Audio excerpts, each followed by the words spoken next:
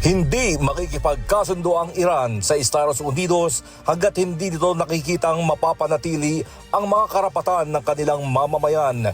Ito ang giit ni Iranian Parliament Speaker at Chief Negotiator Mohammad Bagher Ghalibaf matapos lumabas ang mga ulat na nagpadala si US President Donald Trump ng bagong proposal para sa posibleng kasunduan sa pagitan ng dalawang bansa.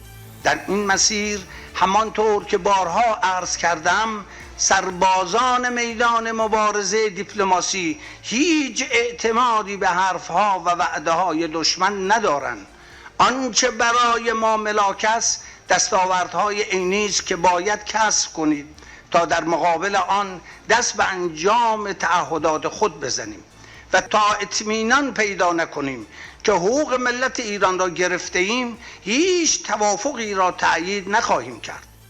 Ayon sa mga ulat, nagpapalitan pa rin ng mga amyenda ang magkabilang panig sa draft ng posibleng kasunduan kaya nananatiling malabo kung kailan ito matatapos.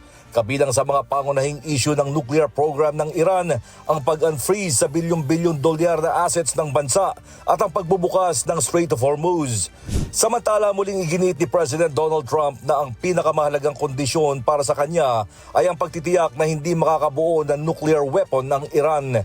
Sinabi ni Trump na naniniwala siyang nagbigay na ng garantiya ang Tehran kaugnay nito, bagamat marami pa ring pagkakaiba sa posisyon ng magkabilang panig sa mahalagang usapin.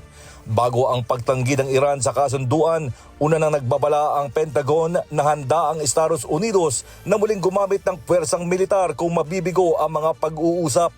Sa isang security forum sa Singapore, sinabi ni US Defense Secretary Pete Hegseth na may sapat na kakayahan at imbak ng mga sandata ang Amerika upang muling maglunsad ng mga pag-atake kung kakailanganin.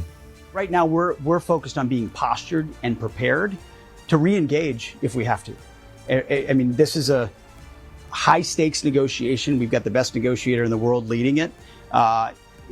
Iran may not want to give up their nuclear ambitions, but we believe at the table they can and will over time, given the right set of incentives.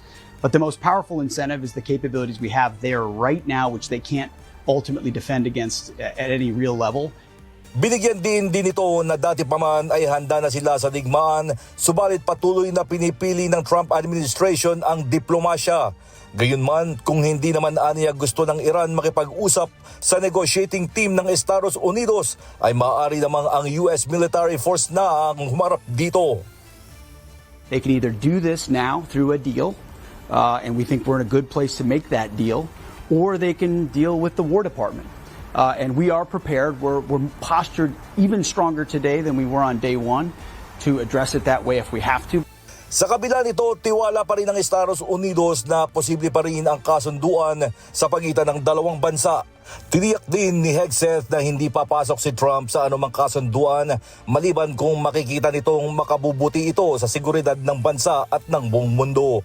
Any deal that the president is willing to make, he's only going to make it if he believes it's a great deal for our country and the security of the world. And only one president was willing to lay it out on the line and ensure after 47 years that Iran is not capable of having a nuclear weapon. Sa ngayon, nananatiling nakabinbin ang negosasyon sa pagitan ng dalawang panig.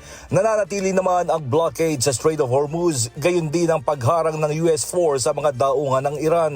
Wala pang bagong pahayag ang panig ng Estados Unidos kaugnay sa pagtanggi ng Iran sa bagong proposal.